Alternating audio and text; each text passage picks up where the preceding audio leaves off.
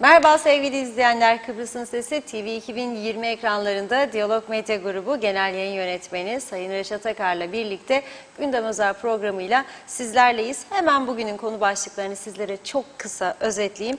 Evet, Elektrik Kurumu eski Genel Müdürü Gürcan Erdoğan ve şoförü Hüseyin İnce 18 ay hapse mahkum edildi. Peki neden yargılandılar? Suçları neydi? Üzerinde duracağız. Bir diğer konumuz Kıbrıs'ın en güzel yerlerinden bir tanesi Yeşilırmak'ta dün yangın çıktı. Sebebini ve yine bu konuyla ilgili ne gibi önlemlerin alındığını paylaşacağız. Bir başka konumuzda bir kısım Kıbrıslı Rumların kiralar daha uygun olduğu dolayısıyla kuzeyde yaşamaya başladığı haberleri var. Sınır kapılarındaki yoğunluk da bu yüzden mi? Detaylarını sizlerle paylaşacağız. Son olarak da hep söylüyoruz ama bu kez gerçekten uyuşturucuyla ilgili suçlarda artış hızla devam ediyor. Artık gram gram değil, kilo kilo yakalanıyor. Yine bu konuyu da ele alacağız. Hepsi ve daha fazlasıyla sizlerleyiz tabii ki. Evet, Reşat Bey merhaba. Merhabalar Funda Hanım. Herkese hayırlı günler, hayırlı haftalar dileyerek başlayalım. Evet, gündem oldukça yüklü. Küçük ülkemizde birçok sorun var, birçok sorunla boğuşuyoruz. Birçok gündem maddesi var. Dolayısıyla bunların en önemlilerini sıraya koyarak değerlendirmeye çalışacağız bugün. Tabii ilk olarak bu kadar zaman bugüne kadar kim yargılandı? Yapanın yanına kalmıyor mu? İşte hani kim ceza aldı falan diye hep böyle sorularla bir güvensizlik ortaya koyuyoruz ki ağırlıklı olarak böyledir gerçekten. Ama şimdi Elektrik Kurumu'nun eski genel müdürü ki son birkaç ay öncesine kadar aktif bir genel müdürdü. Görevden alındı, tekrar getirildi. Gürcan Erdoğan ve şoförü Hüseyin İnce'ye mahkeme bugün 18 ay hapislik cezası verdi. Tabii bu mahkeme, bu duruşma çok hızlı bir şekilde tamamlandı. O açıdan da dikkat çekicidir. Yani mahkemeler bu kadar yoğun olduğu halde bu Gürcan Erdoğan davası çok hızlı bir şekilde tamamlandı. Şimdi burada ilginç olan bir durum var. Neden yargılandı ve niçin bu cezayı aldı? Bu konuya mutlaka değinmemiz lazım. Haberin perde gerisine, background'una bakmamız lazım. Şimdi Kıptek Genel Müdürü Erdoğan, Başbakanlık Denetleme Kurulu'nun 2016 yılı Haziran ayı ile 2018 Ocak dönemi de yaptığı inceleme sonucunda 64.671 Türk lirası ek mesainin usulsüzce ödendiğini tespit etmişti. Daha sonra yapılan soruşturmalarda ve alınan ifadelere göre bu paranın yani 64.671.000 lirasının 61.423'ünü genel müdürü sorumlu tuttu. Yani genel müdüre aktarıldı, şoför adına gösterildi ama genel müdür kendi zimmetine geçirmekle suçlanıyor bu konuda. Şoför ise 3.247 liradan sorumlu tutuluyor.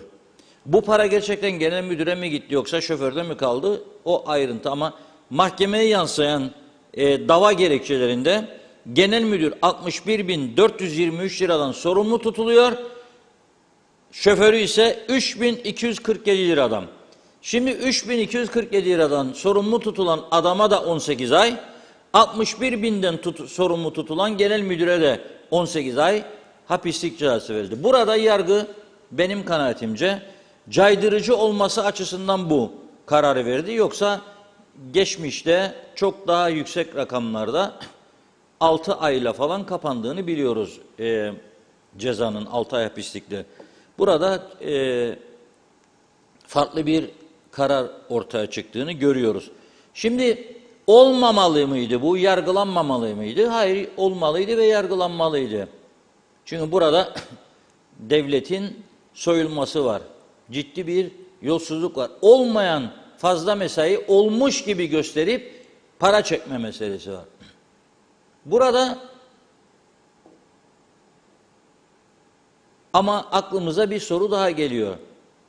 61 bin lira ve 3 bin lira için 18 ay hapislik verilirken bir taraftan aynı kurumla ilgili 100 milyonlarca euro, dolar yolsuzluk veya suistimal veya yasa dışılık, usulsüz ihale iddiaları var. Ve o dosyalar polis tarafından soruşturuldu. Yine Başbakanlık Denetleme Kurulu tarafından 2009-2010 yıllarında araştırma yapıldı. Ben bizzat tanığım. Kocaman dosyalar hazırlandı. Rakamlar geldi. Türkiye'den başka Avrupa ülkelerine gidildi. Paralar harcandı devletin kesesinden. Ve gittiler, aldılar bilgileri, belgeleri, hepsini getirdiler. Ve ortada çok ciddi bir yolsuzluk, suistimal olduğu iddiasına vardılar. Fakat bu dosyalar her ne halse ilerlemedi ve mesele yok diye kapatıldı. İşin ilginç yanı budur işte. Mesele yok diye kapatıldı. 100 milyonlarca euroluk dosyalar ama bu taraftan 61 bin lira ve 3 bin lira için 18 ay hapislik. Bu dava ilerledi. Öteki davalar neden ilerlemedi? Bunun bir kez daha sorgulanması lazım. Yani ülkeyi yönetenler tarafından sorgulanması lazım. Birilerinin savcılıktan bu dosyaların yeniden gündeme getirilmesi konusunda adım atmasını talep etmesi lazım. Bunu kim yapacak? Meclis. Ülkeyi temizlemekten söz ediyorlarsa, eğer namuslu bir düzen yaratmak istiyorlarsa bunu yapmaları lazım. 3. Bu son ihalesiz akaryakıt alımları. Bunların da yargıya taşınması lazım. Normal bedel neydi? Ne kadar ödendi? 4. Başbakan kendisi bizzat söyledi. Ben dedi, eğer varsaydı suç işleyen dedi, gözünün yaşına bakmam, üstüne giderim, soruşturma istedim bile dedi. Onları görelim. Gerçekten elektrik kurumuyla ilgili çok ciddi iddialar var. Telefon dairesiyle ilgili çok ciddi iddialar var. Toprak ürünleriyle ilgili çok ciddi iddialar var. Ama bunların Kıbrıs Türk Hava Yolları, o da mesele yok diye kapatıldı. Yani ama borçlar duruyor orada. Kıbrıs Türk Hava Yolları'nın, Toprak Ürünleri Kurumu'nun borçlar duruyor. Kamu bankasında duruyor, kağıt üstünde. O banka alacaklı görünüyor. Kim ödeyecek bunların parasını? Yani böyle bir kaynak yok, böyle bir ödeme gücü yok devletin. 1 milyar euronun üzerinde batak vardır. 1 milyar euronun üzerinde. Bu Türkiye'ye olan borçtan söz etmiyorum. Kamu bankasına veya bankalarına olan batmış kurumların borçlarından söz ediyorum. Kıbrıs Türk Hava Yolları, Toprak Ürünleri Kurumu, batmış kurumlar. Bunların borçları duruyor orada. Kim ödeyecek bunları? Böyle bir belirti yok. Ben göremiyorum. Bundan sonra bunların üzerine sosyal sigortaların ve devletin borçlanarak aldığı borçlar var. Elektrik kurumu adına mesela. Daha bir hafta önce 100 milyon TL. Ondan önce gene 100 milyonlarca liralar, 1,5 milyar TL civarında en az söylüyorum, elektrik kurumunun borcu birikti. Bunlardan nasıl çıkılacağını bilmiyorum. Ama bu bir adım olsun diyorum. Bundan sonraki adımlar da esas büyük meselelerin ortaya çıkması yönünde olması gerekir diyorum. Çünkü bakınız ülkemizde o kadar çok kolayca suç işlenmeye başlandı ki, en somut örneğini söyleyeyim, taptaze. Dün Yeşilırmak'ta çıkan yangın. 5 parmaklarda çıktı yangın. 2 tane, 3 tane köyümüz yanıyordu. 20 bin dönümden fazla ormanlık alan yandı, kül oldu. Ciğerlerimiz yandı. Ama unuttuk. Daha bir ay geçmedi üstünden, unuttuk. Her gün başka bir gündem maddesiyle. Şimdi teleferikle uğraşıyoruz. Turizm Bakanı demiş, Girne'den Belapayıs'a teleferik kuracak da Şimdi onun üstüne uzman patlaması var memlekette. Biri diyor öyle mi olur, biri der olmaz.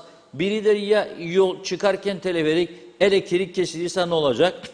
Biri der ya bilmem aşağıda su ihtiyacı var, onu yapmadın da bilmem ne. Herkes buldu gündem maddesini. Bu neredendir biliyor musunuz? Çok boş zamanı var insanların, boş.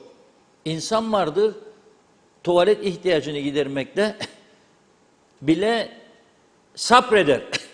Aman biraz daha sıkayım der de bitireyim önümdeki işi der.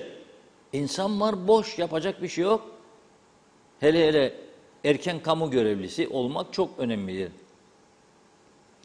Bu doğada en ufak bir şey gördüğümüz sosyal medyada doğrudur, yanlıştır, eğridir, gümbür gümbür yorumlar başlar. Daha başlamadan bu teleferik hikayesi de bence sonuçlanmıştır. Çünkü müthiş bir alerji var. Teleferik yani olsun demedim ha, projeyi görmedim, etmedim. Ama daha önce Lapda'ya yapılacaktı. Ne uzmanlar çıktı karşımıza. Aman da Lapda'nın tarihi bilmem nesi gidecek, dokusu da şu olacak, bu olacak. Adam dedi, yapmak isteyen adam vazgeçtim dedi. Hadi dedi, bakın işinize. Marine yapılacak, aman aman da gitti sahiller falan filan. Yahu hiçbir şey istemeyik ama çok şey istedik. Kişiye göre özel bir ülke yarattık. Kişiye göre, menfaatlara göre de kararlar istedik. Birinin hoşuna gitmediyse kendi gibi bir 50 kişi, 100 kişi bulacak, patlatacak Facebook'ta yazı. O 50 kişi de altına yorumlar. Bilen bilmeyen yazacak, çizecek. Siyasiler de ellerinde cep telefonu gezerler. Böyle bakarlar kim ne yazdı, ne etti. Aman be bak, çok tepki vardır, vazgeçelim. İhaleden vazgeçerlermiş, duyarım. Namuslu ihale var. Aman aman dermiş Facebook'ta biri, öteki taraf. İhaleyi kaybeden yazdırıyor. Yazdırda bu bakan çok korkaktır der. Vazgeçecek böylesi. Nitekim der, aman aman dermiş Facebook'ta bana saldırdı. İstemem ben. Ben temiz insanım da laf gelmesin. İptal ettim bu ihaleyi. Gidin evinize uyuyun ya. Ne bakanı bakmayanı gibi işler talep ediyorsun. Gidin uyuyun eve. Para zaten ödeniyor. Mescit çalışsa da ödenecek, çalışmasa da. Ha şimdi başka bir oyuncak var. Belediyeler. Bugün belediye emekçileri sendikası başkanı söyledi. 28 senedir dedi tartışırık. Dedi şimdi seçimler de ertelendi. Kaldı 2 ay 3 ay seçimlere. 3 ay kala ha babam muhalefetler komitede olanlar da okumadı diyor ne olduğunu. Gene muhalefet diyor ki yazılış şekli bile, anlatım şekli bile fiyasko, anlaşılmaz, karmaşık. Ve yine diyorlar ki nasıl tasarruf sağlanacağı bu düzenlemeyle belli değil. Çünkü hükümet demiş ki hiç kimsenin çalışanların haklarına halel gelmeyecek. Yani dokunmayacak. Neyin tasarrufunu yapıyorsun? Neyin? Aynı belediye işçilerin sayısı kalıyorsa neyin sayısını yapıyorsun? Bu da ilginç bir durum. Özetlemek gerekirse 5 parmakları sorgulamadık. Bu da ne diyor adam? Ondan önce Çamlıbel. Hiçbir şey olmadı. Öyle bir geldi geçti gitti. Daha bilmeyik. Adam gitti çöp kamyonuyla, çöp dolu kamyonu vurdu. Elektrik tellerinin üzerine kıvılcım atıldı. Kuru otlar yandı gitti Çamlıbel'de. Epey yer. Geçikköy'de. Barajın oralar. O da bir şey yok. Daha yakalanan yok. Niye bu insanlar korkusuzca gidip elektrik tellerinin üzerine vuruyor da yangın çıkarıyor? Çünkü biliyor ki hiçbir şey olmayacak kendisine. Sorumsuz ve umursuz. Şimdi Yeşilırmak dün yanıyordu. En güzel yerlerimizden biridir. Su depoları orada. Yeşilırmak içilebilir suyu var. Trodoslardan akar. Nasıl çıkmış yangın? Dünkü yangın orada. Bugün polis nihayet orada bir kişiyi yakalamış. Çünkü gördüler herhalde. Çok sayıda maki bitki örtüsü ve zeytin ağacı yanmış. 55 yaşında bir kişiyi tutuklamış bugün polis. Neden? Orası kuru otlarla kaplı olduğu halde o kuru otlarla kaplı alan içerisinde hiçbir önlem almadan spiral makinesi kullanmış. Spiral galiba o elektrikli makinesidir. İzmirillo derler. Rumcası ve Kıbrıs'ı Türklerin kullandığıyla öyle biliyorum. Ne alacak önlem adam? Neticede ne olacak yani? Pek bir şey olacağını sanmıyorum. Bugün tutuklanmış. Birkaç gün sonra herhalde serbest kalır diye düşünüyorum. Kefaletine. Sonra günü geldiğinde yargılanır. Sordum bir avukat arkadaşa, para cezası da olabilir dedi, hapislik de olabilir dedi, yargıya bağlı. Ama kaç yıla kadar hapislik verilebilir, işin doğrusu o avukat arkadaşımdan da öğrenemedim. Öğrendiğimiz zaman sizlere de bunu paylaşacağız elbette. Fakat bu ne demektir ya? Sen memleketin en güzel yerlerini gidip orada sorumsuzca otları görüyorsun, kupkuru otlar, temizlik yok, bir şey yok, pislik almış götürmüş memleketi. Ve sen orada makine çalıştırıyorsun, oradan kıvılcım atıyor ve o kıvılcım yüzünden yangın çıkıyor. Sonra bütün memleketin itfaiye ekipleri, sivil savunma, karadan havadan müdahale, bir yığın insan koşturacak. Ne senin bir sorumsuzluğun yüzünden. Ne olması lazım bunun cezası? Size bırakırım ben. Ne olması lazım? Bana sorarsalar ben bilirim de size bırakırım bunun cevabını. Bu adamlara, bu tip suçlara ne cezası verilmesi lazım? Yahu 20 bin dönüm üzerinde yer yandı. Duruyor öyle, daha bir netice yok. Herkes serbest. Yani ben burada yasalarımızın eksikliğini gözle görülür halde olduğunu görüyorum. Yasalarımız eksik, yetersiz, kişiye özel yapılmış zamanında büyük bir ihtimalle düzeltilmesine yönelik hiçbir girişim yok, hiçbir şey yok. Yak memleketi gitsin, tamamdır. Devam. Yanmayan yerlerde otururuk biz de. Olacak gibi değil ya. Gerçekten. Olacak gibi değil. Neyse bu arada programın girişinde söylemek isterdim. Ama bu elektrik kurumu eski genel müdürü Gürcan Erdoğan ile şoförünün hapislik kararı yeni gelince bize mahkeme muhabirimizden önce onu aktarmak istedim. Bugün tabii 15 Ağustos Taşkent Dohni katliamının da yıl dönümü. Orada 80 kusur insanımız bizzat kendi köylüleri Rumlar tarafından Yunan askerleriyle birlikte erkekler toplanmış 13-14 yaşında erkekler dahil babalarıyla, abileriyle, amcalarıyla, dayılarıyla birlikte köyün tüm erkekleri bulunanlar toplanmış, otobüslere konmuş, önce bir gece Rum okulunda beklenmiş, ondan sonra ıssız bir yere götürülmüşler. Belgeselden görüntüler gelecekti inşallah maşallah bir dua okuyayım. Bu Taşkent Dohni katliamı Kıbrıs tarihi açısından gerçekten Rumlar açısından söylüyorum ve insanlık açısından bir utanç olayıdır. 80'den fazla insanı kurşuna dizerek aynı anda öldürmek ne demek? Tabii dün de Atlılar, Murat Ağa Sandallar'daki şehitlerimizi andık. Onlara da Allah'tan rahmet diliyoruz. Taşkent şehitlerimize de Allah'tan rahmet diliyoruz. Hayatta kalanlara da uzun ömürler diliyoruz. Ama bu çok önemli. Bu olay o kadar önemli ki biliyorum bugün gene tören düzenlendi ve törende nutuklar çekildi. İşte şehitlerimiz, devletimiz, vatanımız, bayrağımız sonsuza dek yaşatacağız diye. Ama tabii o nutukları çekenlere sormak istiyorum. Siz bu kadar bir ibret belgesi var karşınızda. Bizim de gelecek şimdi inşallah maşallah arkadaşlar. Beni duyuyorlarsa gelecek belgeselden görüntüler inşallah maşallah. Hadi bakalım arkadaşlar. Size de özel madalyalar getiriyorum. Hem de Almanya'dan. Şimdi biz bugün sabahleyin 10'da belgeselin bir Taşkent belgeselini yayınladık ama daha önce de yayınlamıştık bunu. 2007 yılında bu belgeseli yapmıştık. Demek ki aradan, pardon 2007 olamaz çünkü 2017 yılında yaptık. Aradan 5 yıl geçti biz bu belgeseli hazırlayalı.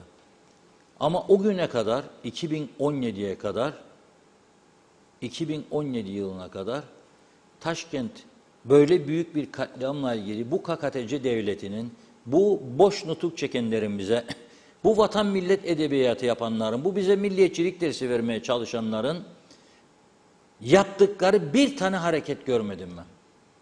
Hatta 2 yıl öncesine kadar üst düzeydeki devlet yetkilileri bu şehitlerimizi anma törenlerine bile gitmedi. Ve Rumların eski Cumhurbaşkanı Dasos Papadopoulos bu Taşkent'teki erkekleri kurşuna dizen azılı evokacı Rum kendisi ölmezden önce Papadopoulos en yüksek nişanla taltif ederken bizimkiler şehitleri anma törenlerine üst düzeyde katılımı durdurmuşlardı. Sıcak ya 15 Ağustos terler beyefendiler, yorulurlar orada gidecekler ceket kravat. Ama sen o şehitlerin üzerine basarak ülkenin en önemli makamlarına geldin. O katliamda hayatta kalan tek kişi. Şu anda gördüğünüz o katliamda kurşuna dizilenlerden tek kişi. Kendisiyle Dikmen'deki Taşkent'teki evinde konuşmuştuk. Kurşuna diziliyor bütün ailesi, yakınları, köylüleri. O da ona kurşun isabet etmediği için küçük bir yara alıyor galiba. Düşüyor yere, ölmüş gibi yapıyor. Bir süre sonra Rum evokacılar ve Yunanlılar terk edince orayı dayısı sesleniyor kendisine. Dayısı ölme anında gittiler diyor buna. Ölmedi. Görüyor onu. Bu da kalkıyor. Sonra bir yol alıyor. Kendini buluyor Limassol'daki esir kampında. Oraya ulaşıyor. Ondan sonra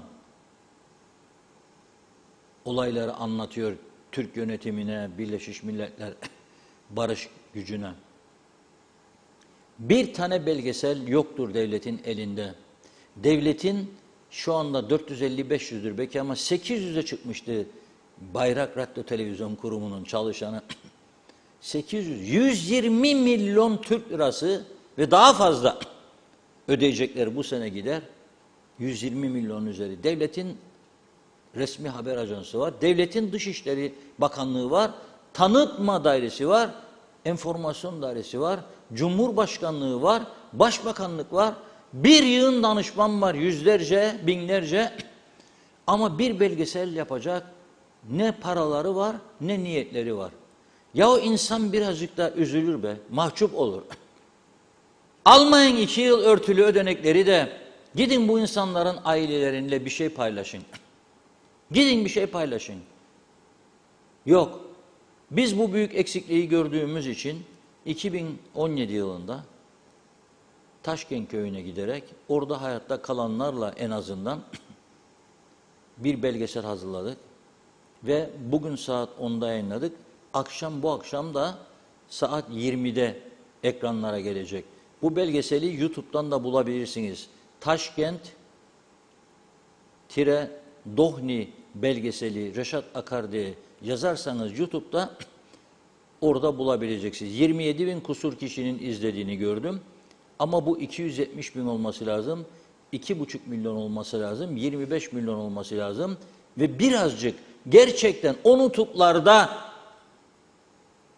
söyledikleri gibi devletlerini, milletlerini, insanlarını seviyorlarsa, gerçekten şehitlere saygı duyuyorlarsa ve onların hayatta kalanlarına bunun Yunancasını yaparlar, İngilizcesini yaparlar ve bir ibret belgesi olarak gösterirler. Barış düşmanlığı için değil, hayır. Aynı acıların bir daha yaşanmaması için. Nitekim YouTube kanalında bir Kıbrıs Rum yorum yapıyor.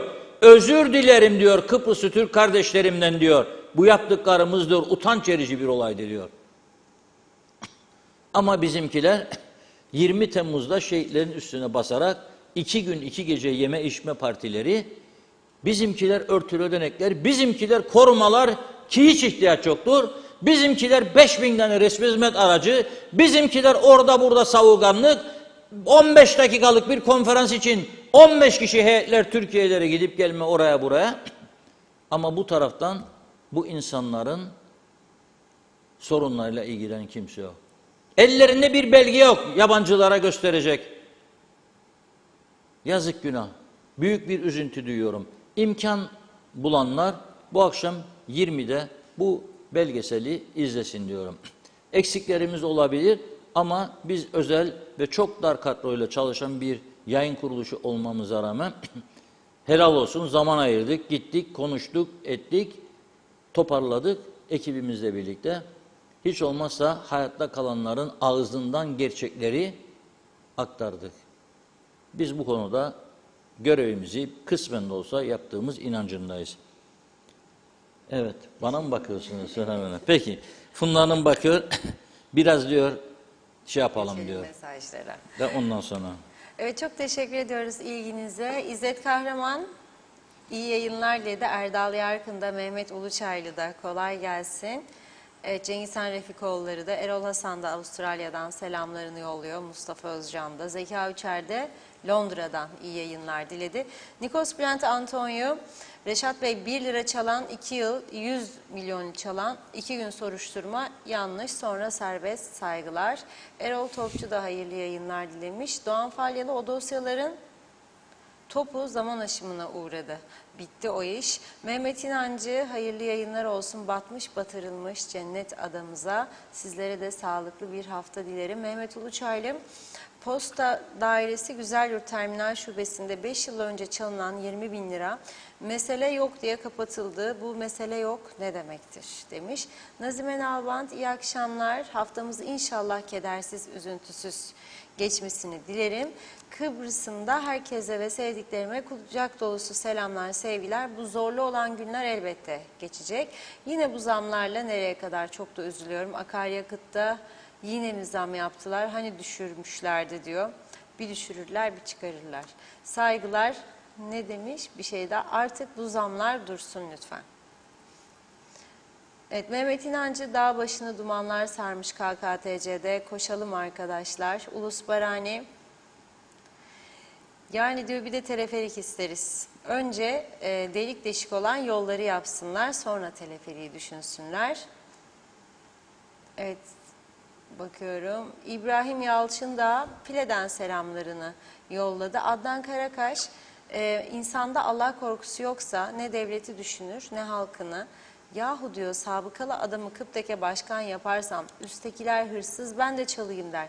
Namuslu kul hakkı yemeyen yöneticiler lazım bu ülkeye. Sizden Allah razı olsun, hırsızları iyi takip ediyorsunuz. Akaryakıt yolsuzluğunu da aydınlattınız dedi. Mustafa Kurak ceza demiş 5 yıl her hafta sonunda doğada ağaç dikme. Mehmet Uluçaylı, yangın çıkaran artık ciddi bir ceza alması, hatta cinayetten yargılanmalı. Yanan ağaç ve hayvanlar da birer canlıdır. Sevim Alan Gürekansel, kafasını yanan yere tam da ateşin içine soksunlar diyor. Bakalım başkası bir daha düşünmeden yapar mı? Aylin Söz, terik merik demiş, keklik, teleferik gibi bir şey. Canın sıkıldıkça bin bin gez işte. Yeliz Su Kıptek'teki yolsuzlukların sonuçları ortaya dökülmeye başladı. Yargıyı tebrik ediyorum. Dilerim yargıdan eski yönetim kurulu başkanını da, Bakan Arıklı da, isimleri yolsuzlukla söylenen kişilerin de kimlerin suçları varsa ortaya çıkarsınlar demiş. Vekil, müşavir, müdür, yönetim, eski sendika başkanı kim olursa olsun İnşallah diyor hepsi yargılanır. Suç işleyen kimler varsa ellerinde o kelepçeleri görmek bizlere nasip olur. Doğan Falyalı, ne hal ama her şeyi hallettik de teleferik kaldı. Epey yıllar önce Taşkent Dağı'nda bir tünel yapalım dedik. Girne, Doğu, ortalık kalktı. Hiç getirisi düşünülmeden açık gözler, her şeyi bilenler başladı, istemeyiz olamaz. Hadi olmasın bakalım. İstesek Türkiye bize yapacaktı ama diğer yapılmak istemeyenler gibi o da kaldı orada. Ah da neredesin akıl demiş. İdris Türk bize Nevşehir'den yazıyor, Türkiye'den. Kuzey Kıbrıs Türk Cumhuriyeti halkı bu hükümetten memnun Memnun olması hükümetin istifa etmesi için eylem üstüne eylem yapar ve siz Sayın Reşat Akar Bey'i başbakan yapmaları için ne gerekirse yaparlar. Ama hiç tık yok. Hayret ediyorum bu Kuzey Kıbrıs halkına, sevgiler saygılarımı sunarım. O gün Zeybekoğlu, bu memlekette ceza yok, denetim yok, isteyen istediğini yapıyor. Yakarlar da keserler de Teksas'tan hiçbir farkımız kalmadı. Mehmet Uluçaylı bir Taşkentli olarak barbar Rumların yaptığı 74 yılındaki hunharca katliamı kınıyorum. Şehitlerimizin mekanı cennet olsun. Salih Boran, teleferiğin başlangıç ve bitiş yerleri boş olmayacak herhalde. Turizm amacıyla restoranlarda olacak. Bu olayı bilenler bu yerlerde hükümetle şimdiden parselasyon yaptılar mı acaba? Yoksa herkese açık bir şekilde ihale yoluyla mı verilecek? Evet, bakıyorum. Bülent Lider Mehmet Küçük, trafikte öncelik hakkı ilk önce yayaların, sonra bisiklet ve motorluların, daha sonra otomobiller. Aracınızla yollarda giderken içtiğiniz sigara izmaritlerini lütfen camdan dışarı atmayın. Çembere girdiğiniz vakit öncelik sağdan gelen taşıtlara ait. Yolları kullanırken yolun ortasından veya yolun sağından gitmemeniz gerekiyor. Aracınızı yolun solundan sürekli kullanmalı ve sağ taraftan işaret vererek dikkatli bir biçimde geçirmelidir. Bilmem anlatabildik mi demiş Bülent Bey. Mehmet Şenler kolay gelsin. Olgun Dayıoğlu, Kıptek müdür suçlaması 60 bin lira civarında olması bugün için az görülebilir. Olay 4-5 sene önce olmuş. O günkü kurla döviz karşılığıyla faiz değerlendirildiğinde buzdağının götürülen yüzüdür. Kurumu kullanıp ihya olanların açığa çıkması ve ibretlik cezalar almasını dilerim dedi. Mahmut Usanmaz, Reşat Bey senin gibi dürüst haber sunan kişi görmedim, takdirlik birisin diyor. Tema Yavaş, evet Ozanköy'den selamlar. Teşekkürler demiş Reşat Bey böyle bir belgesel yaptığınız için. Evet, Kudret Özersay, Reşat Bey merhaba, 2019 yılına kadar Taşkent ve diğer toplu katliam alanlarında törenler yerel tören olarak yapılmaktaydı. Dışişleri Bakanı olduğum dönemde 2019 yılında bir değişiklik yapılmasına öncülük ederek bakanlığıma bağlı protokol dairesi ve Milli Günleri Kutlama Komitesi'nde gerekli değişikliğin yapılması için inisiyatif aldık. Sonuçta 2019 yılında gerekli değişiklik yapıldı. Toplu katliam yapılmış olan yerlerdeki şehitleri anma törenlerimizi devlet töreni düzeyine çektik. Böylece devlet ve hükümet başkanları da üst düzeyde artık katılmak zorundadır. Biz bunu düşmanlığı körüklemek için değil, masum sivillerin öldürülmesini, insanlığa karşı suç ve savaş suçu olduğundan hatırlansın, unutulmasın diye yaptık. Bilginize getirmek istedim dedi. Nazime Nalbant da diyor ki, neden dikkatli olmazlar? Böyle sıcak, her yer kuru ot, tabii yangınlara davetiye çıkarıyorlar. Zaten demiş helikopter yok, bilmezler mi? Bir kıvılcım mahveder, yazık demiş. Devamlı söylüyorlar dikkatli olun diye. Kendinizin olan bu ülkenize daha çok dikkatli olmalıyız. Şimdi o kadar ağaçlar yandı diyor, ciğerlerimiz yanıyor. Bir an evvel durum düzelsin demiş. Evet, bakıyorum. Bir iki mesajı okuyup ara verelim. Kenan Doğu, dertler derya olmuş yazdı. Sevilay Paytoncular, TV 2020'ye ve size teşekkürler. Sizi izlerken huzur bulurum. Mumin Hasan, ara bölgede kameramız engellendi diyor Birleşmiş Milletler'den. Ayşin Derin, Kelbaş'a Şimşir Tarak. Ülgen Derin var parantez içinde. Emin Özatilla'da Rumlar ev kiralıyorlarmış bizim tarafta. Gözünüz aydın, kiralar yükselecek, zamlar artacak. Sağlıklı bir hafta diliyorum dedi. Evet, son mesajı da Ahmet Polat'tan okuyalım. Avustralya'da petrol fiyatları hemen hemen yarı yarıya düştü diyor. Litresinin fiyatını da paylaşmış. Evet, çok teşekkür ediyoruz güzel mesajlarınız için. Devam edeceğiz. Reşat Bey buyurun. Evet, çok teşekkür ediyoruz. Tabii bazı sorular vardır. Bazılarını cevaplayabilirim. Bazıları zaten kendiliğinden cevabı bellidir. Şimdi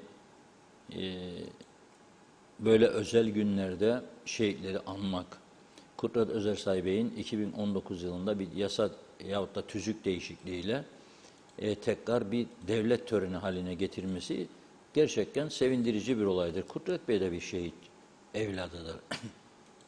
Gerçekten önemlidir. Ama biz hiç demeyeceğim ama gerekli önemi vermiyoruz bu olaylara. Gerekli önemi vermiyoruz.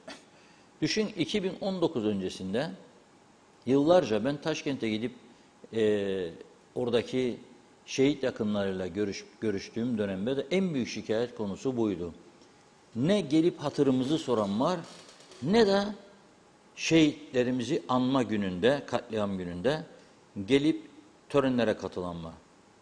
Alt düzeyde bir katılımla belediye başkanı, kaymakam falan filan. Bu mudur sizin verdiğiniz önem? Bu mudur verdiğiniz önem? Ondan sonra da devletimizi sonsuza dek yaşatacağız. Vatan millet şöyle böyle, bayrak inmez bilmem ne. Olmaz. Siz bu insanlar ki bu kadar şehit verdiği, onların son zamanlarında iyi rahat yaşatmazsanız, kaldı ki kefen paralarını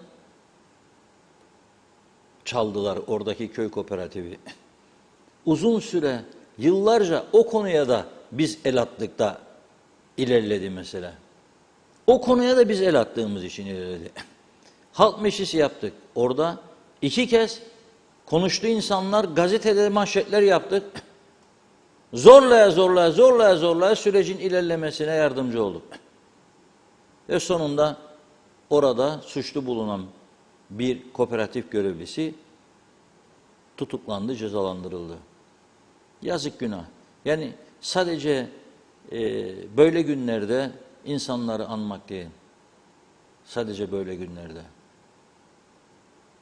Öyle lafla alınmaz.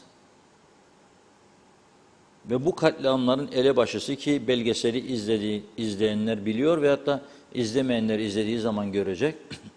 Baş Evokacan isimlerini veriyorlar orada. Komşuları nasıl öldürdü kendilerini, erkekleri, onları isim vererek. Ve sonra Babadovulos'un onları en büyük nişanla ödüllendirdiğini gördüler. Biz de bizim tarafa bakalım. Yolları çökmüştü Taşkent'in. Yıllarca o çökmüş yolun tamiratı için uğraştılar. Yıllarca.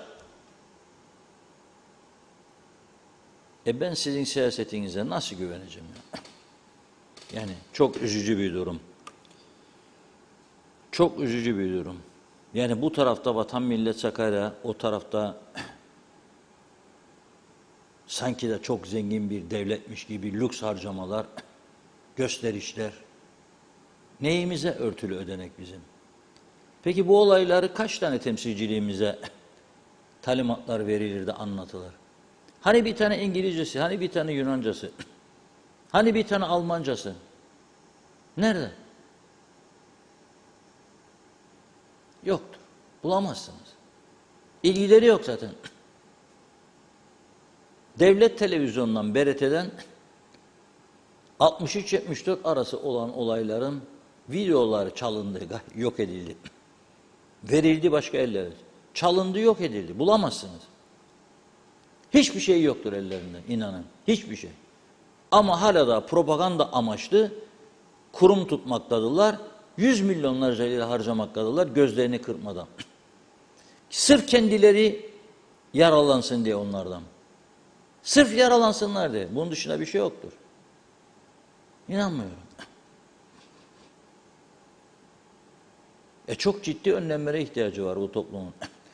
En büyük önemli olaylardan birisi de artık kendi toprağımızda huzur içinde yaşamamız gerekirken çok ciddi suçlarla boğuşmaya başladık. Özellikle de uyuşturucu belası. Öyle bir batağa sürüklendik ki bugün Diyalog Gazetesi'nin manşetine geldim. Polis dün sabahın erken saatlerinde Beyarmudu sınır kapısında. Eskiden 1 miligram, 2 miligram, 3 miligram yakalanan uyuşturucu miktarı. 5 gram, 3 gram, 2 gram, 10 gram, 20 gram bilemediniz. Şimdi 10 kilo. 10 kilo adam koymuş çantasına, getirmiş nasıl geçirdiyse veya nereden aldıysa. Bir taksici çağırıyor Mausa'dan, koyuyor çantayı, Beyarmudun'dan Türk tarafına geçerken tabii bir ihbar sonucu polis de bu operasyonu düzenliyor. Ve bu operasyon sonucunda 10 kilo hinkeneviri, 50 gram da ki oldukça yüksek bir rakamdır. Kokain ele geçiriyor. Şimdi fotoğrafta gördüğünüz gelecek ekrana Cumhur Güryeler gelecek gazete inşallah tekrar ekrana. Bu gördüğünüz adam yurt dışından bu uyuşturucuyu getiriyor. Önde turuncu tişörtlü olan da taksici, onun avukatı dün mahkemede diyor ki benim müvekkilim diyor habersizdi, şofördür, kendisini aradı. O da gitti onu aldı getiriyordu. Şimdi esas meseleye gelelim. Bu gördüğünüz esas Cumhur Güryeler uyuşturucuyu getiren şahıs, arkada bastonla yürüyen. Şimdi bu arkadaş diyor ki dün mahkemede birilerine teslim edecektim diyor. Kimdir o birileri? Ben de bilmem diyor. Nasıl oldu? Kime getirdin sen bunu? O birileri kimdir? Esas mesele budur. Esas mesele budur. 200 bin, 300 bin euroluk lüks araçlarda hava atanlara bakmak lazım. Hepsi demiyorum. Ama bilinmedik insanlar var şimdi piyasada. Korkunç lüks yaşam içinde olanlar var. Bakmak lazım. Polis aslında şüphelendiği yerler vardır. Bunu ortaya çıkarması lazım. Çünkü bu öyle dediğim gibi 1 gram 2 gram adam içecek, keyif yapacak meselesi değil. Ki o da suçtur tabii ki. Ama bu doğrudan binlerce insanı zehirleyecek kadar bir miktardan söz ediyoruz burada. Birilerine getirdim diyor. Kimdir o birileri? Şimdi bunu ortaya çıkarmak için düşünebilir misiniz siz kaç tane polis uğraştı ve uğraşacak da bundan sonra? Fakat gelelim bugüne. Hala da polis istihdamı konusunda adım yok. Adım yok. Adım yok polis istihdamı konusunda. O yüzden nasıl polis bunları ortaya çıkaracak? Bugüne kadar yapabildikleri, bu yapabildikleri bile büyük bir başarıdır. Daha ilerisine gitmesi lazım, elemanı yok. Aynen neresi gibi? Bakın size dün gece belediye başkanımız gönderdi sağ olsun Beyermudu kapısı.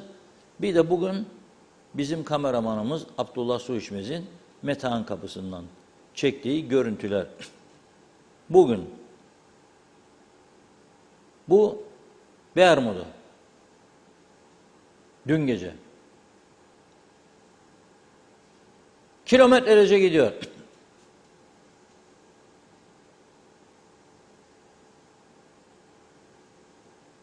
Bir de bugüne gelelim Metehan. Bu da bugün. Üstelik bugün Rum tarafı tatilde. Şimdi mesela normalde devlet ajansının Rum basın tercümeleri vardır. Normalde dünkü tercümelerde Rum tarafında bugün resmi tatil olduğuna ilişkin bir küçük haber olması lazımdı. Bu da neyi gösteriyor? İki taraf arasında birbirlerinin bayramlarını, tatillerini bilmemezlik veyahut da önemsememe. Halbuki şimdi tam zamanıdır. Önemsenmesi gereken zamandayız. Çünkü dalga dalga kuzeye geliyorlar. Binlerce insan her gün kuzeye geliyor. Sadece Beyermudu kapısından günde 8-9 bin, hafta sonu 10 bin araç giriş çıkışı oluyor. Metan daha çok yüksek. O zaman bunları gündeminize alınız. Bu kadar danışmanlar var yahu. KKTC'yi çok seviyorsunuz biliyorum. Forever morever dersiniz de böyle lafla olmaz forever. KKTC'yi düşünüyorsanız önem verin biraz bu konulara. Bugün onların tatil olduğunu dünkü Rum gazeteleri yazmıştır. Niye yok tercümelerde? Niye siz bunları talep etmiyorsunuz? Neden talep etmeleri lazım? O geldiğinde de söylüyorum. Bu da lokmacıdan gelenler. Bugün bu da. Dalga dalga. Güney Kıbrıs'ta her taraf kapalı bugün. Her taraf. Marketler dahil. Ne yapıyor bu adamlar? İzinli oldukları için kuzeye geçiyorlar. Niçin? Bir, arabalarına, depolara akaryakıt dolduruyorlar. İki, marketlerimize gidiyorlar. Alışveriş, çünkü fiyatlar daha uygun. 3. Bazıları dişçiye gidiyorlar. Dişlerini tamir ediyor. Yarı fiyatının altında bizde fiyatlar. 4. Bazıları alıştı, kuaför, Türk dostlar edindi. Gidiyor saçları yapıyor. Boya moya falan filan. Fön mön. Güneydekine göre yarı fiyat. 5. Bazıları lokantalara gidiyor. Daha uygun fiyatlar. Bizim taraftaki kebap kokusu orada yokmuş. Hakikaten de yok. Çünkü biz her etin arasına bir de kuyrucuk dizerik, şiş kebap. O kuyruk o lezzeti veriyor. Tabii kolesterol düşünmeyeceğim onu bir yedikten sonra. Onları da koymadıkları için, farklı yaptıkları için bizim şey yoktur. Lezzet yok. Onun için geliyorlar, alıştılar. Yani reklama girmesin diye isim vermeyeyim ama çok sayıda lokantaya gelip kebap yiyip gidiyorlar bazıları. Arabayı da dolduruyor tabii. Sigara falan alıyorlar marketlerden. Zepse alıyorlar, meyve alıyorlar. Şimdi yeni bir mesele daha çıktı. Yeni bir mesele daha. Dün Politis isimli Rum gazetesinin manşetinde bir haber vardı. Neydi o haber? Diyor ki, dar ve sabit gerililer şimdi diyor, Kıbrıs'ın işgal bölgesinde yaşamaya başladılar diyor. Kıbrıs'ın kuzeyi derse korkar. O gazeteyi yıkarlar başlarına. Hepsi öyle kullanır. İşgal bölgesi. Bir şey değil desin. Onun demesiyle olmaz. Ama müthiş bir itiraf var. Metehan civarında diyor Lefkoşa'da ve Mausa'da diyor, en fazla Mausa'yı tercih ederim. Öğrenciler başta diyor ve dar gelirli Rumlar gidip oralarda yaşamaya başladılar diyor. Neden? Kiralar yarı yarıya diyor. Lefkoşa'nın Rum kesiminde en kötü mahallede bir evin kirası minimum 500 euro. Bize geliyorlarmış Metehan civarına 250 euro. Mausa tarafında da. Yarı yarıya diyor kiralar. Metehan'dan kapıyı geçti zaten eğer trafik olmasa 5 dakika 10 dakika işindedir. Dolayısıyla 250 euro ceptedir adamın fazladan. Zaten adamın maaşı 800 bin euroysa 250 euro çok önemli bir olay onun için. Bir de bu gelir kaynağı çıktı bize. Para akıyor bu yani demektir. Ben bugün Metehan kapısından gene arkadaşlarımızı aradım. Metehan'da son dakika koyun yine izdiham. Güneyden kuzeye geçişlerde uzun araç kuyrukları oluştu. Gözlerimle gördüm. O muhaciret memurları yorgunluktan bitmiş vaziyette. Yüzler gözler yorgun, kızarmış. Habire tak tak tak tak tak tak tak tak tak tak bilgisayarda yazıyorlar. Rum tarafını da gördüm. Hani biz hep suçlarık ya, bütün bu mesele Rumlar bizi engellediklerini de bilirik ya. Bazen tek kapı açarlar. Bu da Barış Gücü Komutanı. İyi ki geçtim oradan, bizim Apo'yu kameramanı tutuklayacaklardı. Onlar İngilizce konuşur, bizim Apo başka lisandan konuşuyor. Anlatamıyor dediğini. O İngilizce konuşuyor, bizimki Türkçe konuşuyor. Lahmacunu koydum fırına diyor, çıkıyor diyor falan. Neyse, konuştuk kadına, dedi ki bizim kameramanımızdır ya. Çünkü bizim Apo o kadar cesur, Rum barikatına kadar yürüdü. Geçme hakkı o yoktu zannederim yani. Başladı Rum polis kulübelerinde çeker. Tabii mecburen yani genel görüntü alıyor. Bu da Rumlar şikayet etmiş barış gücüne. Kadın o bölgenin komutanı iniyor yola. Geliyor bana, ne yapıyorsun burada diyor. O gazeteciyim diyor, anlamıyor falan filan. Yarı alafranga yarı alaturka bir şeyler oluyordu. Neyse ikna ettik kadını ve Apo'yu tutuklamadılar orada. Görüntülerini aldı. Yoksa milletler arası mesele olacaktı. Bizim Apo meşhur olacaktı. Yani Rum gazetelerinde manşetten verilirdi. Ama Rumlardan ben orada pek gazeteci, kameraman görmem. O hassasiyet bizdedir. Zaten sadece diyalogtur. Sadece diyalog. Sonra da övünürler. Siz alın danışmanları koyun oda içine. Açın klimalarda. Birine sövdürecekseniz sövdürün. Tamamdır, görev bitmiştir. Vatanla milletle korunmuştur. Benim derdim ise madem para akıyor bu yana da esnafımın yüzü gülecek. Madem para akıyor da 3-5 kuruş alıp insanlar ayakta kalabilecek. işini koruyabilecek, dükkan kirasını ödeyebilecek, derdim odur. Yardımcı olun gelsinler daha fazla insan. Bazıları dönüyor yarı yoldan. Bakın aman aman diyor 5 kilometre. İçindeki benzin de bitecek. Tabi ben gideyim Türk benzincisine. Yardımcı olun arkadaşlar. Binlerinden fazla elemanınız var. Siz de biliyorsunuz bunu. Binlerce yönettiğiniz bakanlıklarda, başbakanlıklarda, orada burada adını bilmediğiniz, ne iş yaptığını bilmediğiniz yüzlerce, binlerce fazla insan vardı. Siz de bilirsiniz bunu benim bildiğim gibi. Yasalar mı el vermez? Değiştirin. Gönüllü arayın önce. Hizmet içi eğitimden geçirip kaydırın muhacirete. Bunu dahi beceremiyorsunuz. Sonra vatan millet sakarya. Koruma getirin bana da biri bana zarar vermesin. Ne zarar verecek? Çok iş yapan bir adam olsanız belki milyonda bir ihtimalliyim. İş yok, güç yok. Hiçbir şey yok. Nutukların arkasına dayalı gidiliyor işte. Bu olmaz ama. Üzücü bir durum ya bu. Bu olmaz böyle. Ey ekonomik örgütler, sizler de suçlusunuz. Gittiniz, göstermelik bir kağıt imzaladınız diye geliştireceksiniz diye kapıları da dahaymış. Bir keşif daha yapılırmış, ziyaret edilirmiş Beyermudusu, Derinyası falan. Sonra oturup toplantılar yapılacakmış. Da sonra tekrar proje üzerinde çalışılacakmış. Ölme şeyim ölme. Ölme şeyim ölme. Sizden hiçbir şey çıkmaz. Siz de ağırlığınızı koyamıyorsunuz. Bakın sendikalara bir dayadı çöp kamyonlarını meclisin önüne geri adım attılar. Kazanılmış haklara dokunmayacak dediler. Şimdi bir daha dayayacaklar. Yarın o bir gün göreceksiniz yasa meclisten geçemeyecek. Geçerse bile uygulanması zor olacak. Ama o kadar güçlü ekonomik örgütlerimiz var. Hiç be kardeşim, hiçbiri meydanda yok. Sadece arada bir bildirecek. Sizin üyelerinizdir bu. Yaralanan bundan. Hani Esnaf Sanatkarlar Örgütü neredesiniz? Sadece siyasi bir şey olduğunda bir yerlere çıkar destek mi göreviniz? Binlerce üyeniz var. Onların haklarını niye korumuyorsunuz? Hani neredesiniz siz ya? Çok kötü bir durum. Ben bu oluşturulan heyetin sınır kapılarını geliştireceğine falan hiç inanmıyorum yani.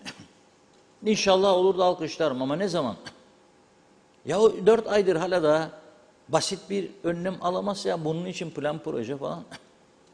Hadi bir proje 24 saatte cizer korsunuz ya yürürlüğe. Niyet ister niyet.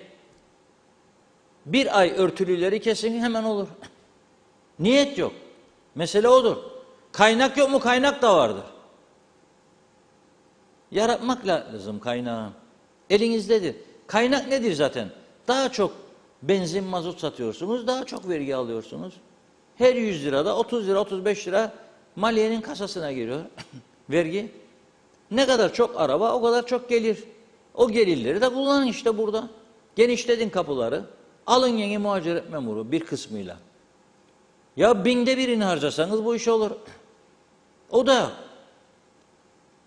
Ya siz paraları toplarsınız. Çünkü örtülü kokteyller, yemeler, içmeler.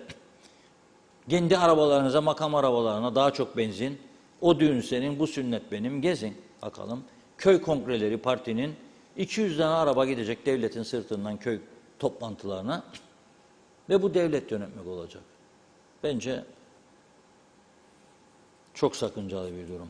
Bu Güney ile Kuzey'in bu ev kiraları meselesinden dolayı bugünlerde yaşananlar ki bunun gerçek olduğunu teyit etmiş Politis gazetesi. Benzeri durumlar Avrupa'da var. Mesela Cenevre'de çok gördüm ben. 3 kez gittim Kıbrıs görüşmeyle ilgili. Mesela Cenevre'de taksici bile öyle derdi. Benim ev Fransa'da. Ne demek ya derdim. Cenevre 8 dakika sonra diyor ben şeye geçerim. Fransa köyüne. Ev kiraları diyor yarı yarıya buraya göre. 8 dakika ne olacak? Gider gelir adam Fransa'da yaşar görünür. Ama İsviçre'de çalışır. Aynı durum da bu bizde. Güneyde çalışır. Ya da orada tahsil yapar. Gelir burada kalır, çıkar gider. Okuluna gider, işine gider. Bunu daha da cazip hale getirmek lazım. Daha da. Kanlı bıçaklı bir yığın Afrikalı var bunun içinde. Tercihinizi siz kullanın artık. Hangi taraftan yana olacak tercihiniz? İsterseniz yol bellidir. Niyet olması lazım ama dediğim gibi. Niyet varsa elbette bu konuda da adımlar atılır. Ama ben pek niyet olduğunu görmüyorum. Evet Tunla Hanım, devam edelim mi? Edelim. Evet, Şerif Yusuf Güllü'nün mesajında kaldık. İyi yayınlar. İnanın şehit ailesi olarak kendimi zor tuttum, yazmak istedim. Bizim şehitlerimiz Mausa'da askerken şehit oldu. Vatan millet diye diye bu hallere geldik. Bizim şehitlerimiz vatanı kurtardı. Ama onlar bizi gömdüler. 20 Temmuz günü şehit düştüler. Hiçbiri ne bir çelenk ne bir anma, şehitliğim içler acısı.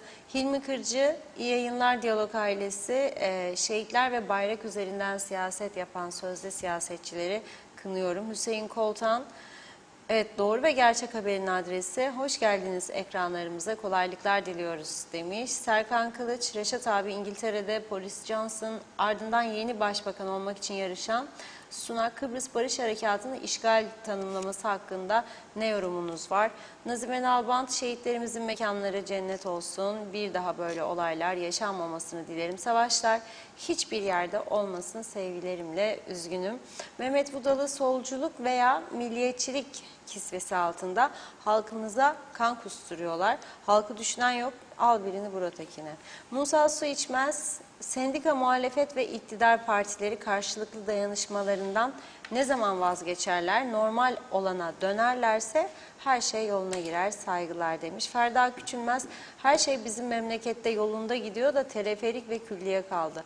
Onlar da yapılsın, her şey dört dörtlük olsun, her şey bitti, halloldu. Leğen örtüsü kaldı. Evet, Ahmet Sanver, Kıbrıs'ın tümünün Türk olması gerektiği kararı 1570 tarihinde verilmiştir. Bu karar değişmemiştir diyor, hele de bu konjüktürde. Ve devam ediyor diğer mesajında. Kıbrıs'ın tümünün Türk olmasına çok az zaman kalmıştır. Gerisi boşuna gayrettir. Abi Hüseyin, 63-74'te takılıp kaldık. Dünya yoluna devam etti. Bugünkü yaşadığınız yaşam şartları takılıp kaldığınız yaşam şartlarıdır. Evet, Ahmet Sanver, Yunanlılar ve Rumlar demiş, mavi vatanımıza saldırdıkça sonları hüsran olacak, birlik olacağız, çalışkan olacağız, sonunda huzurlu, varlıklı ve refah içinde olacağız. Evet, Kemal Osman Ceyhanlı, tüm şehitlerimizin ruhu şad olsun dedi. Evet, Mehmet İnancı, şehit ailelerine sormazlar. Övünmeye gelindiğinde 5 harman yer isterler. Siyasilerimizin işleri hep loylo. Ahmet Polat, Avustralya nitelikli göçmen alımını arttırıyor dedi. Bakın Nilüfer Canova, Reşat Bey, bugün yüzümüzü kaç kez yıkadığımı bilmiyorum. Mausa'da her yer pislik içinde, yollar kazılmış. Toz toprak, gram ilerleme yok. Çöpler dağ oldu. Gelen yabancılar acizliğimizi görür. İnsanlar sınıra nasıl gideceklerini sorar. Bu kadar mıyız? Yani biz gerçekten üzülüyoruz ve utanıyorum demiş. Sayar Aker, selamlar. Kapılar açılmalı, çifte karagözlük bitmeli, 50 senelik ayrımcılık bitmeli. Doğan Falyalı, 15 Ağustos Meryem Ana'nın günüdür. Daima 15 Ağustos'ta kutlanır. Şimdi Mausa Lefkoşa'da ev kiralamaya başladılar. Bu da var. Adama niye geldin denmez. Nasılsa Avrupa toprağıdır. Madem burada yaşamaya göz yumuldu, barikatlarda da yeni düzenleme gelmeli. Giriş çıkış, ikamet serbest olsun diyorlar. Abdurrahman Albayrak, Allah'tan Türk kökenliler giremiyor. Bir de düşünün, onlar da girebilse sınır kilitlenir. Hüseyin Yener, bütün Diyalog TV ekibine başarılar dilerim. Antalya'dan selamlar, sevgiler. Ahmet Halil de iyi yayınlar dilemiş. Sayar Aker, Kıbrıs halkının tek büyük ortak sorunu var. Büyük harflerle diyor ki geçimsizlik. Hüseyin Yener, Reşat Bey, geçen Kıbrıs'a geldim. Surlar içine gittim. İçler acısı. Nilüfer Canova, son bir iki mesaj var. birkaç tane var. Nilüfer Canova ve Reşat Bey bir de bu pisliğin üstüne yolları da kapattılar 15 Ağustos için. Gel de çık bu işin içinden demiş. Zehra Sencer de Karpaz'dan sevgilerini yolladı. Çok teşekkür ediyoruz. Süpersiniz. Doğan Falyalı unutmamak gerek. 13. maaşa az zaman kaldı. Şimdiden hazırlık yapılmalı ki sorun yaşamayalım. Garanti iş olmalı. Son olarak Sayarak Er'den okuyalım. Evet, atlamadım. Laflarda lafazanlık olursa yorumlarda tatsız olur. Bu devir altındır. Güzel dili seçmek elimizdedir demiş. Engin Sedat Tözün sadece Kıbrıslı değil bütün dünya lazım. Türk olsun. Ahmet Bey'e cevap vermiş. Tamamdır. Çok teşekkür ediyoruz. Devam edeceğiz. Evet Reşat Bey buyurun. Evet, çok çok teşekkür ediyoruz. Tabii inşallah bu saydıklarımız ortaya koymaya çalıştığımız sorunları dinlerler ve önlem almaya çalışırlar. Belli ki çok büyük sorunlarımız var. Yani bu artık gözle görülür haldedir. Biz yurt dışından turist getirmekte çok zorlanacağız bundan sonra. Şu anda zorlanıyoruz. Bundan sonra daha da zorlanacağız. Bir defa ulaşım ücretleri anormal yüksek. İki, ülkeye gelen turisti bazıları der ki kendi ülkemizi gösterelim, köylerimizi, kentlerimizi de falanla. Hangi köy, hangi kent temizdir? Gidin bir de güneydekine bakın bakalım ya. Gidin bir de güneydekine bakın. Ben her zaman şunu söylerim. Yahu derim, utanırım oraya gittiğimde. Köy demeye utanırım. Bütün yollar pırıl pırıl, kaldırımları, oyun parkları, yeşil alanları, küçük küçük tavernaları, özel mimarileri her köyün kendine göre düzenlenmiş, kontrollü inşaat yapım, musluğunu açtığında içilebilir su. Bir tane gösterin bakalım bana. Gösterin bana. Bizdeki gibi bütün çatılarda termosifon vardır ya. 2 ton, 1 ton, 2 ton, bazıları 4 ton çatılara su deposu koyar. 2'şer 4'er ton da aşağıda zemin katta. Neden? Nedendir bu? Suyumuz kesilir de onun için. Kendimi garantiye alacağım diye hem zemin kata koyacağım hem çatıya koyacağım. Çatıda eksildikçe motor da olacak. Motor gümbür gümbür çekecek. Saat 1.30-2 oldu. Komşu tabii motoru gece yatırken kapatmaz. Gece kalkar gider ihtiyaç molasına. Sabah saat 2-3. Çeker sifonu. Biraz eksildi mi depodan motor başlar. Güm güm güm güm güm güm güm çeker suyu.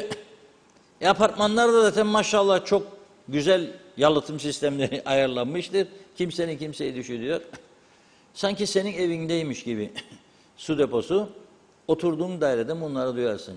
Uyanır, uykun mu kaçar, çocuğun mu uyanır, rahatsız mı olursun? Kimsenin umurunda değil. İnsan hakları var Kuzey Kıbrıs'ta. İsteyen istediğini yapar. Yıkar da apartmanı. Kimse bir şey yapamaz. Yıkıyorlar zaten şimdi. Yabancılar sabah 4'e kadar müzikler gümbür gümbür gümbür gümbür. Alt katta oturan adam tansiyon hastasıymış. Bilmem üst katta oturan başka bir sorunu varmış. Bilmem yanında oturan çocuk uyuyamamış. Hiç sorun değil. 4'e kadar uyuşturucu partileri, müzik gümbür gümbür. Sonunda ara polisi. Ne yapalım?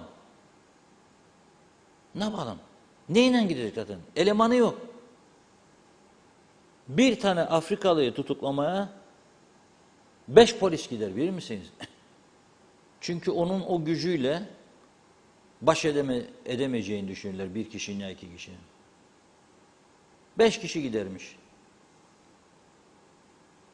Daha kalabalık bir yere baskın düzenleyeceklerinde 5 kişi ise gidecekleri yer 25 kişi. 30 kişi. Tamam yani nasıl baş edeceğiz biz bu işlere?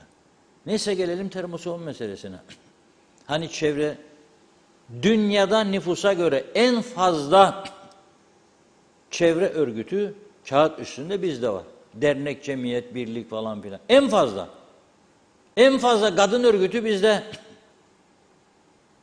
Nüfusa göre en fazla tehdit edilen kadınlar da Türkiye'de ve Kıbrıs'ta. KKTC'de yani. Şiddet, tehdit, darp, tecavüz, ne gelirse aklına. Nüfusa göre en fazla dünyada rekor çevre konusunda, örgütü konusunda bizde. Yıllardır biz altta 2 depo, yukarıda 1 depo veya 2 depo. O depolar eskir meskir. Eskiden tenekelerdi. Tenekenin içinde pas tutar. O paslı sular akar ve biz onunla diş fırçalıyoruz. Ağzımızı çalkalıyoruz suyla. Çocuklarımız da. Hatta bazı aileler, halen şu an bile birçok bölgede bilir misiniz yemekler o sularla pişiriliyor. Yemekler o kullanılması yasak olması gereken sularla pişiriyor. Aşırı derece tuz, kirlilik, bakteri ama adam ne yapsın? 10 lira oldu şimdi. Hadi yerliler 7'dir. 10 liraymış 1,5 litrelik su. Ben de baktım.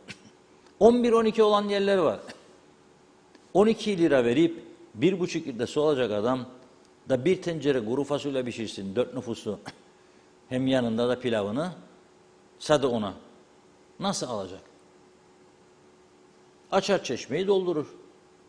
Ondan sonra da hastalıklar patladı memlekette. Patladı tabii. Patladı. Sabahleyin de Funda Hanım'la bugün alerji doktoru profesörü müydü gelen? Enfeksiyon hastalıkları. Evet. Nereden olur bu enfeksiyonlar falan ya? Biraz dinleyebildim. Havuzlardan söyledi. Havuzları çok temiz tutmanız lazım. Çok dikkatli olmak lazım. Klorun derecesi de ama klorsuz da olmaz biliyorsunuz. Şimdi havuz bol olduğu için söylüyorum. Lüks binalarda herkes havuzu yapar da hadi be paramı verecek, buz gibi su geldi demeyin çünkü suların çoğu kullanılabilir değildir. Çünkü Türkiye'den gelen içilebilir kalitedeki suya birçok belediye kuyu suyu karıştırıyor. Kuyu suyu bedavadır, free of charge. No money, no payment. Yok, ödeme yok. Türkiye'den geleninden karıştırır. 2.30'a alırız, size biz de 4'e 5'e veririk derler. Bazarı 8, bazarı 10. Düşünün siz üstüne ne kadar kar koymuş oluyor. Niçin yapıyor bunu bilir misiniz? Maaşları ödesin diye. Hem de arada bir şey yaparlar. Kültür sanat adı altında etkinlikler Macaristan, Bulgaristan, Çek Cumhuriyeti geliyor. Uluslararası etkinlikler adına 3 gün 4 gün bir hesap kitap gitti 2 milyon, gitti 3 milyon. Nereden çıkaracak bunu? Suyumuzdan çıkaracak. Kanalizasyon yıllardır konuşuyoruz. Kanalizasyon bugün başkent Lefkoşa'da utanç kaynağı değil midir bu? Yarısına yakın %30-35 hala da Lefkoşa'nın konutlar kanalizasyona bağlanmış değildir. Biliyor musunuz? Neden? Çünkü o zaman geçirdikleri kararlar yasa veya tüzük neyse ana şebekeye belediyeye ait konuttan ana borulara bağlama mal sahibine. Ama mal sahibini mecbur eden bir madde yok. İsteyen mal sahibi vicdanlıysa yaptı. İsteyen yapmadı. Ben kiracıyım ben mi yapacağım? Ev sahibi yaptı. Ev sahibi ben ne kazanırım? Bazı ev sahipleri çok varlıklı olduğu halde bana ne der. Dolduğunda kuyu çeksinler. Vidanjör gelsin çeksin. Benzin de bağlı, asfalta gitmeye de gerek yok. En yakın yolda bir kenara boşalt git. Da nasıl turist getireceksiniz ya? Sorarım size şimdi. Tek bir avantaj vardır. İşte kaçak maçak gelenler bir de güneyden buraya inşallah bir süre daha devam eder bu durum. İnşallah. Yani akaryakıtta yarı yarıya ucuzluğumuz olmasa gelmeyecekler. Yarı yarıya ucuz olduğumuz için geliyorlar. En önemli olay budur.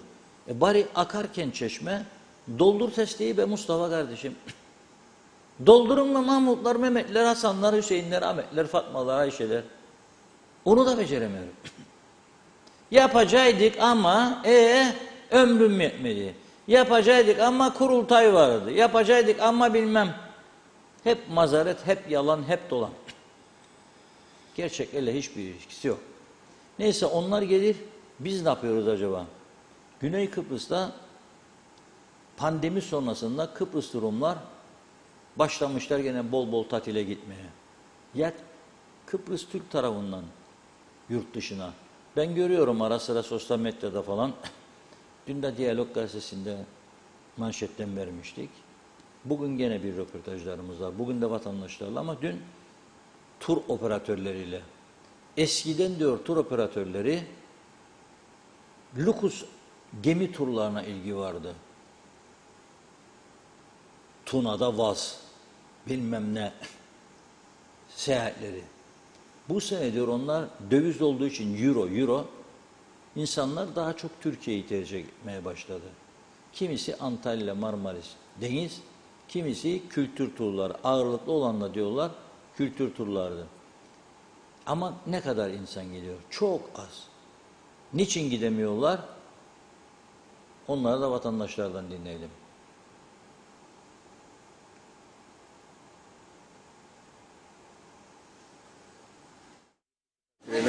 Üç sene var çıkmadım. 3 sene oldu. 3 sene oldu. Önceden çıkardınız. Evet, her sene. Nerelere giderdiniz? Türkiye'nin birçok yerine. Tanınmış yerlerine. Antalya, İstanbul, tabii Adana. Peki bugün imkanınız olsa nereye gitmek isterdiniz? Adana'ya. Adana yine Türkiye. Tabii. Alışveriş için. 3 yıldır neden çıkamıyorsunuz? 3 yıldır neden çıkamıyoruz? Vallahi uzun bir aradan sonra, 2 çocuktan sonra bir bilet, Türkiye bir bilet geçen kız yolladık folklorjeyle. 3000 TL gidiş geliş. Ben 5 kişiyim. Kiler gidiyor. Bize Memurlar gidiyor. memurlar gidiyor. Biz bahçede çalışıyoruz bu yaşta. Hiçbir yere çıkamıyoruz. Evet. Peki hiç tatile çıkmadınız mı yurt dışına? Çıkmadım. Hiç gitmediniz. Çıkmadım. Bugün imkanınız olsa nereye gitmek isterdiniz? Avustralya'ya kaçacağım. Dünyanın öbürü. Avustralya'ya kaçacağım ablam. En güzel yere. Temelli olarak mı yoksa tatil amaçlı? Yok, temelli olarak. Evet. Neden böyle? Neden böyle? Ne evlatlarının geleceği var, ne torunlarının bir geleceği var. Hiçbir şey yok. Önün karanlık. Sen burada ne yapabilin? Ben bu 60 yaşıma gelmişim. Hala daha bahçede çalışıyorum. Torunlarıma, evlatlarıma ben bir şey istemiyor muyum yapayım? Hiçbir şey yapamıyorum. Kaldı ki tatile nasıl çıkayım? Yurt dışına tatile çıkıyor musunuz? Hayır çıkamıyorum. Daha önce çıkar mıydınız? Çıkardım, çok çıkardım. Nerelere giderdiniz? Her yer, Türkiye, Avrupa her yeri gezerdim. Şimdi Şimdi nasıl çıkayım abim? Nasıl çıkayım? Uçak biletleriyle nasıl çıkayım? Biletler sorun. Gittiğimiz yer sorun. Her şey pahalı oldu. Her şey döviz üzere. Biz de TL alıyoruz. TL sıfır, döviz yukarıda. Vallahi dünya kazan ben her yere gitmeyi isterim. Bugün ilk fırsatta gidecek yolum olsa mesela Doğu Avrupa'ya giderdim. Ama oralarda tehlikeli savaş var şimdi. Bu dönemde yurt dışına tatile mi gidilir? Euro, dolar hepsi fırlamış. Para nerede yurt dışına? Tüm Türkiye'ye tabii gidiyorum ama şimdi Türkiye'ye de gidilmiyor artık. neden? Ve uçak biletleri bir kişinin olmuş 3 TL. Gidiş geliş 3000 TL olmuş gidiş geliş. Nasıl gidilsin asgari ücretle? Hayır. Bu ekonomide nasıl gidelim? Biz asgari ücretten çalışan insanlarız. Evet. Peki daha önce gider miydiniz? Tabii ki her sene. Her sene. Tabii. Nereye giderdiniz? Adana, İstanbul. Ama bu sene Hayır. Bayramlarda gidiyoruz. En son bayramda gittim. geçtiğimiz bayram. Evet yani bir ay önce falan. Peki böyle tatil amaçlı mı yoksa aile ziyaretleri mi? Aile ziyareti. Tatil amaçlı gidiyor musunuz? Tatil amaçlı gidemiyoruz çünkü durumlar bayağı kötü yani.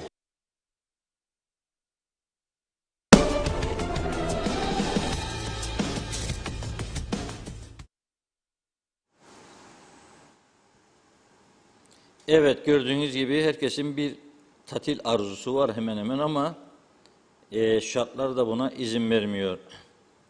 Bu tatil bir ihtiyaç mı? Evet, ihtiyaç. Fakat öyle bir durum var ki Güney Kıbrıs'ta yapılan kamu araştırmaları da bize şunu gösteriyor. Orada da ilk tercih Güney Kıbrıs'ta da Yunanistan. Çoğu Yunan adalarına gidiyor. Yunan adalarında tatil yapıyor. Çünkü hem mesafe yakın, hem aynı dili konuşuyorlar, hem de fiyatlar daha uygun. Bizim de Kıbrıslı Türkler açısından en cazip yer tabii ki Türkiye. Ama Türkiye işte tur operatörlerinde en büyük sıkıntısı uçak biletleri. Uçak biletleri pahalı olduğu için insanlar zorlanıyorlar. İşte yine de dediklerine göre 3 günlük bir Türkiye turunun maliyeti 5.000 Türk lirası.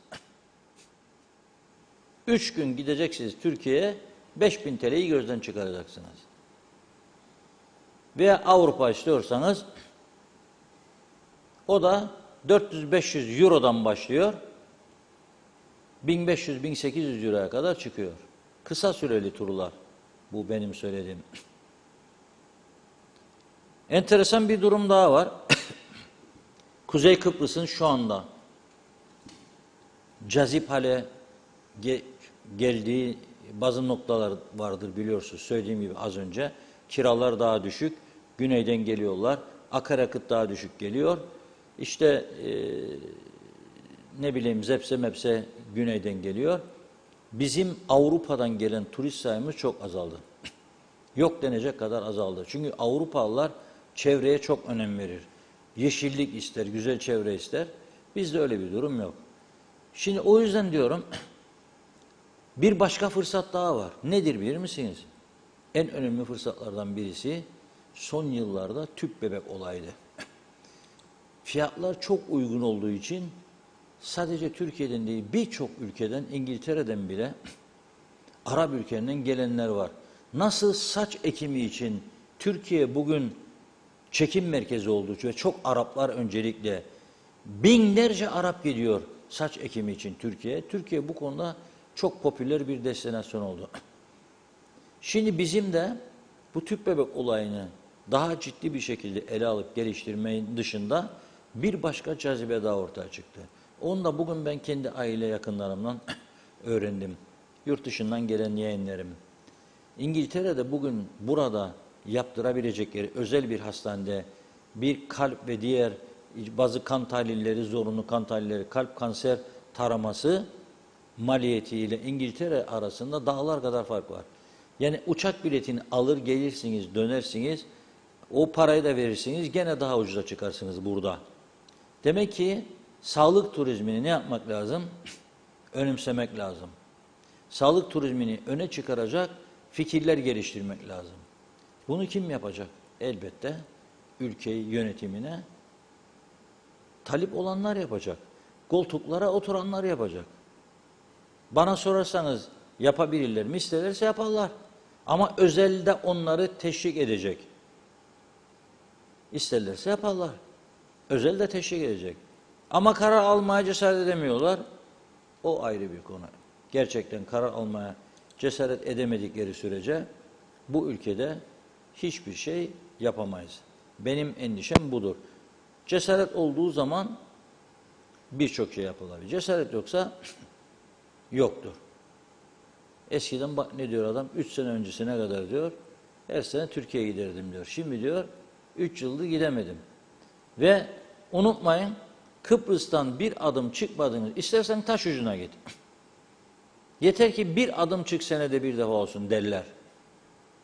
Çünkü küçük bir adada dön babam dön, dön babam dön, aynı yerde dönüyorsun. Bir taş ucuna gitmek bile bir insanı psikolojik olarak değiştiriyor. Taş ucunda göçümsemeyelim. Ben yıllardır görmedim ama 15-16 yıl önce gördüğümde bile ah be dedim, bizim belediye başkanlarını zincire bağlayıp koyacaksın dedim bir gemine tümünü. Gelin en azından Taşucu'nu görün. Taşucu 35 yıl önce küçük bir köydü. Doğru dürüst yolu yoktu, sokağı yoktu. Taşucu şehir oldu. Güzel yollar, yeşil parklar. Bizimkiler de yeşil adayı kuru adaya çevirdiler. Otlar, motlar, dikenler. Bir de dönüp temizlemedikleri otların içinde tehlikeli iş yaparlar.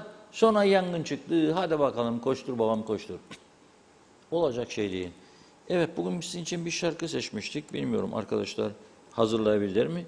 Ama onlar hazırlayıncaya kadar Funda Hanım biraz mesajları okusun. Evet. Son mesajlarımızı diyeyim. Ardından da şarkımızı dinleyelim. Hemen kaldığım yeri bulup aktarıyorum. Bir saniye bakayım. Heh, evet. Gürdal Serengüçlü, kuzeyimizin babası, iyi yayınlar diliyor. Doğan Faryalı, basınçlı su verilmiyor. Onun için çifte depo kullanır. Alttan bombalar, üstten kullanır suyu. Ah dünya nelerim var demiş. Ali ağzınıza sağlık, hayırlı yayınlar Reşat Bey. Ayhan Altıntaş, Reşat Bey, Funda Hanım İstanbul'dan sizi takip ediyorum. O da iyi yayınlar diliyor. Çok teşekkür ediyoruz. Hasan Nihat Erduran, Çatalköy'de su temiz ve tazikli. Memnunuz demiş belediyemizden. İlk girişte depo öncesi içilir su, depoda kirlenir. Kubilay Selçuk, hiç alakası yok ama demiş, ben de aktarmış olayım, yazmış o kadar. Önemli olan dişlerinizin minesi ince ise diyor, fırçalamayın, daha da kötü oluyor. Bana bunu doktor söyledi, sağlık bilgisi. Evet. Kubilay Selçuk, havuz suyu çok mikroplu değil mi? Bir düşünelim dedi. Oğuz Aynalı, kolay gelsin. Reşat Bey, aynen öyle, çok doğru söylüyorsunuz. Hasan Nihat Erduran, kaplumbağa koruma plajları ve oteller işgal etti her yeri. Yer buldukça çadır kurarız, ambargolu statükomuzda. Zor söylüyorum da. Evet, sevgili Cemre Akar'ın mesajını da aktarayım. Cemre diyor ki, çok sevdiğimiz Karpaz bölgesi ziyaretimizde sizleri en kısa zamanda ağırlamak ve bölge sorunlarını aktarmak için bir kez daha davet ettiler. Daha önce de gözlemlediğimiz Türklerle Rumların bir arada yaşadığı, hatta Rumların Türklerin Rum gelin ve damat aldığı, ortak işletme yürüttüğü Dip Karpaz bölgesinde gündeme getirilecek çok konu var. Güneyden Rumlara her ay bu bölgede yaşamaya devam etmeleri için erzak ve maddi destek gelmesinden tutun da diyor, bakın 18 Rum öğrenciye 40 Rum öğretmen atanması gibi konuların işlenmesi önemli. Günay Şeher'le kimin doğru söylediği doğru değil. Gerçeği görmediğimiz sürece kavgaya devam edeceğiz. Bu ülkede mafya üretilmiştir, virüs gibi siyasetimiz oluyor. Bu yüzden ülkede birbirimizi parçalamaya göz yumuyorlar. Geldiğimiz durum maalesef budur. Hepimiz Türk'üz. Değişen koşullar elbette bizi etkiledi ama bizim ne istediğimizi bilmeyen bir toplum olduk. Toplum yararına gerçeği görmediğimiz sürece kirli siyaset, mafya devamlı içimizde olacak. Ne gerek vardı bütün bunlara demiş. Haksızlıklar, rüşvet yiyenler, insanlarını küstürenler, hak yiyenler, yolsuzluklar, görevden almalar devam ediyor. Halkın gerçeğini görmeyenler kendi gerçeklerini de bize yutturamazlar. Çünkü ülkenin durumu ortada. Bir vatandaşın gözyaşı ülkenin gözyaşı demektir dedi. Evet, son mesaj Hüseyin Koltan'dan. Reşat Bey, doğruları söylüyorsunuz. Uçak biletleri fiyatları çok pahalı ve gemi biletleri uygun fiyatta ama şimdi onlar da pahalıdır demiş. Çok teşekkür ederiz. Sevgilerimle hayırlı akşamlar. Evet, buyurun Reşat Bey. Evet, Tamam. çok teşekkür ediyoruz. Haftanın ilk günü bir güzel parça dinleyelim birlikte. İlk günün anısına, yani şarkısız geçirmemiz doğru olmazdı bugünü. Birlikte dinleyelim.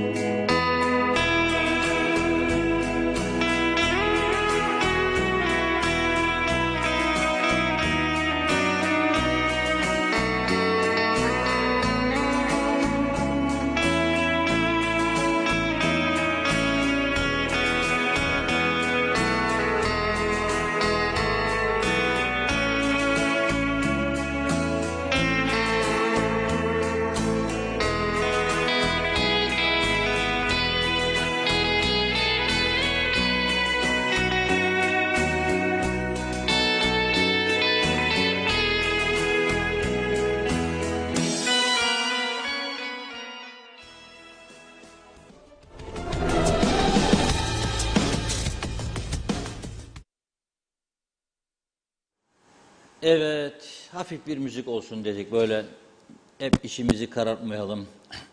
Romantizm olsun. Akşam saati şimdi balkonda oturanlar ne güzel serin de varsa öyle biraz romantizm olsun dedik. Evet, programı kapatırken bu haftanın ilk gününde yeniden bir çağrı yapmak istiyorum. Küçük Kuzey için zaman daralıyor. 4 yaşındaki bu çocuğumuzun yürüyebilmesi için aslında çok paraya ihtiyaç yok. 60.000 dolar büyük bir para değildir. Yani bu parayı bizim bu kadar çok dayanışma ruhu ile övündüğümüz insanlarımız herhalde bunu esirgemez diye düşünüyorum. Ziraat Bankası şubelerinde babası Gürdal Selengüçlü adına yatırım yapılabilir. Ama benim öyle 1000 liram, 500 liram yok, 10.000 liram yok, 20.000 liram yok diyorsanız ufacık bir yatırım, o zaman Türksel teslim hattından hepimizin var. 500 lira, 600 lira, 700 lira, 800 lira, 1500, 2000, 5000 cep faturası ödeyenlerimiz var.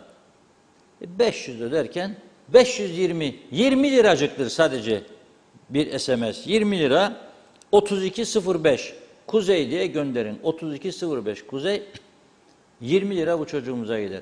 5 tane arka arkaya gönderin veya her gün bir tane, 5 günde 100 liracıktır sadece gidecek olan.